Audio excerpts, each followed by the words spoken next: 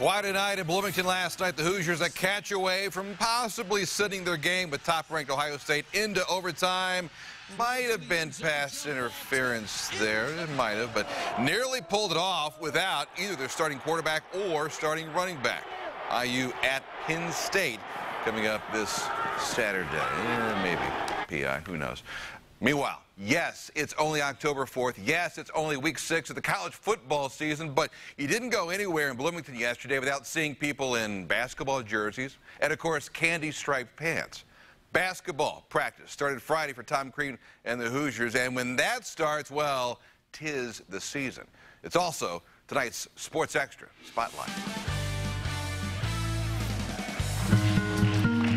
It's not that basketball season ever ends in Bloomington, but when it starts up every fall, it moves fast and furious. Push it out, glow, burn it, score good. There you go. And Tom Crean ready to roll again. The program light years removed from the sanctions following the recruiting violations of former head coach Kelvin Sampson. 8 seasons? Where's the time gone here? Well, the first 3 years were like dog years.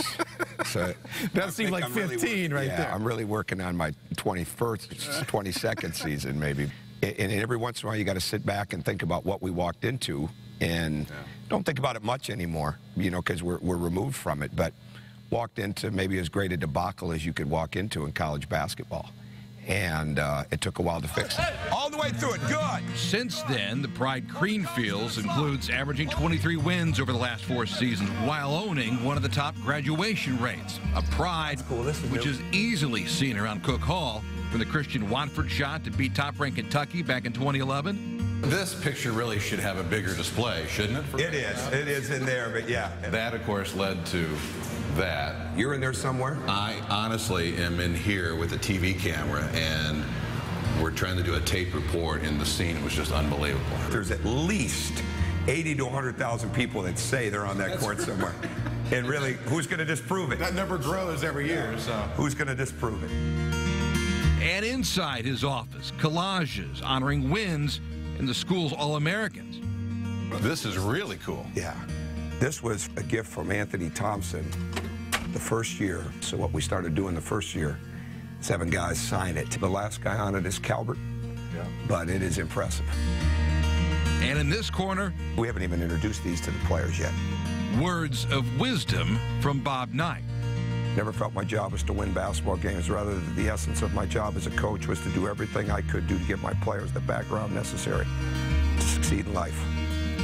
So I figure if he says it, it's okay for us all to do that, right? In this place, absolutely, right? He had a pretty good idea on how to win, how to make people better. I don't know if Bob Knight will come back, but I know that if he did, he'd recognize a lot of stuff, and he'd recognize that he is absolutely revered in everything that we do.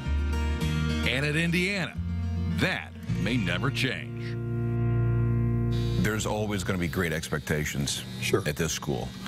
What are your expectations for this season, you think? I think we've got to really, I mean, when you're in the middle of it like this and you're in the fight, I think you got to stay out of the prediction business. It doesn't do any good, okay? The expectation has got to be, are we going to get better every day? And then if we get better every day, how are we going to deal with it? And can you handle it? Absolutely, but that's part of the maturity process, success and adversity. I mean, they can be both equally dangerous. In this society where the average attention span for somebody that's a teenager is about 7 seconds, you better not get too many days ahead, right? So you better stay in the moment as much as possible. This interview's already gone a couple of minutes. What you're saying is if a teenager's watching it, they're already tuned out? Oh, yeah, well, they've already played, well, NBA 2K is just coming out, I think. Call of Duty. All of that, right? Absolutely, but they're back, all right? Their attention span moves. They're back. We can change positions here real quick and go sit over there. Would that help? I don't know, yeah. But the program also suffered some losses during the offseason. Senior Hannah Mosquera-Perea and sophomore Devin Davis dismissed after reported drug and alcohol violations. And in August, Emmett Holt was cut after a run-in with excise police. You had to make a lot of tough decisions in the offseason. How tough was it, Tom? It's miserable, and especially losing Emmett. I mean, Emmett was going to challenge to start here. I mean, there's no doubt about it. Emmett was one of our toughest players. Right. He was at least, going into the season, when you start to project your team, a top 8 guy. But the bottom line with any decision like this, and I look back at it, some poor choices were made, but it doesn't reflect their character. criticism came from all corners as the news came after all 3 players were given a number of chances with the program. But Crean sees his job not only as a coach, but as an educator and a parent. You don't get in this business to move people out. I don't laugh anymore because it's so ridiculous, but people will say, well, you should get rid of them right away. You're not being tough enough. That's easy. Getting rid of somebody right off the bat, now that's a real easy thing to do. That gets rid of the problem just like that. Absolutely. You know, but most people... You'd rather work on it a little bit and see if you can improve. What parent wouldn't? In fact, one of the ongoing goals is working on the program's inner leadership.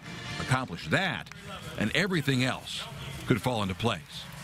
How much of all that is or should come from the players, the teammates? Well, ultimately, that's where it has to come from. But your job is to try to get them to understand the responsibility they've got to have to each other. They don't see that as their responsibility. You've got to get them to see that. You got to get them to not only see it, you got to get them to own it and feel it. How close are you to that, you think? It's daily. It's daily, but it could change tonight. As I tell our guys all the time, the program's in tremendous shape. We got to get our team where it needs to be. He's coming right here. And so it's back to work, back to the fundamentals, and back to the future. How close are you guys to making a push to another championship? Well, I hope we're really close, but it's going to be daily. I mean, that's where what patience. We're talking about. Well, yeah, I'm not patient, and I don't think any of the players are going to be patient. Do fans have to have patience? That's not easy for anybody, right? But we're all in it together. I mean, we've got to get better. We've got to be way better defensively. We've got to do a much better job of scoring in the post.